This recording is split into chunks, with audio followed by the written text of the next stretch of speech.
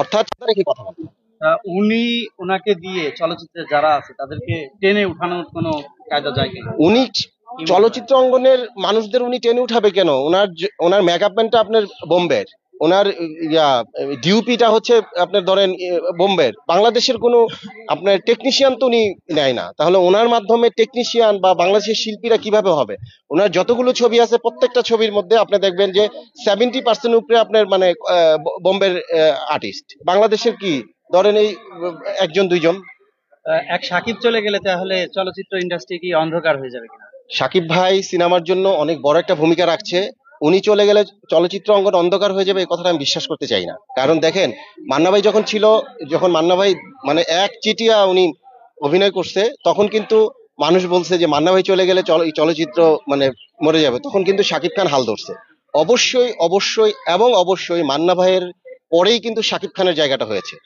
এটা কিন্তু সবাই আমরা জানি এবং এটা সত্য। এবং শাকিব খান চলে গেলে একজন না একজন হয়তো আল্লাহ ব্যবস্থা করে রাখছে যে শাকিব খানের পরে এই জায়গাটা ধরবে। এবং শাকিব খান দেখেন উনি তো ওনার তো ইন্ডাস্ট্রি ছাড়তে হবেই। একটা মানুষের বয়স হবে, বয়স বার্ধক্য ধরে রাখতে পারে পৃথিবীতে এমন কোনো মানুষের আল্লাহ সৃষ্টি করে নাই। বয়সের সাথে সাথে ওনাকেও হারিয়ে যেতে হবে, নতুন আসবে নতুন ধরবে, এভাবেই চলবে।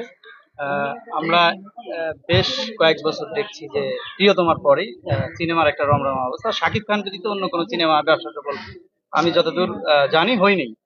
আহ, শাকিব খানের ছবিও তো ব্যবসা সফল হচ্ছে না। উনি ইচ্ছারা ছবি রিলিজ করছে, এই আপনার দরদ, ওটা তো হলে চলে নাই, আপনারা দেখেন নাই ছবিটা? দরদ উনি রিলিজ করছে তো ইচ্ছারা চলছে। আপনারা একজন সাংবাদিকও তো এই কথা বলেন না যে ওনার ছবি ইচ্ছারা চলে নাই। শাকিব খান 2 ঈদে আইসা রাজত্ব করে চলে যাবে, এটাই হচ্ছে তার একমাত্র এখন জায়গা। এটা ছাড়া তো আর কোনো জায়গা আমি দেখতে না। হ্যাঁ, শাকিব খানকে আমি ভালোবাসি, আমার আমার শ্রদ্ধার জায়গা থেকে আমি, উনি আমার বয়সে মিনিমাম 25 বছরের বড়। এবং আমি 25 বছর সাধনা করার পরও যদি ধরেন ওনার জায়গায়, আমার একটা কথা আমি বলতে পারবো, ওনাকে নিয়ে আমি কথা বলছি না, বলছি উনি যদি আজকে আমাদের 12 মাসে 6টা ছবি উপহার দিত, তাহলে ইন্ডাস্ট্রি আমি মনে করি যে দাঁড়াইতো।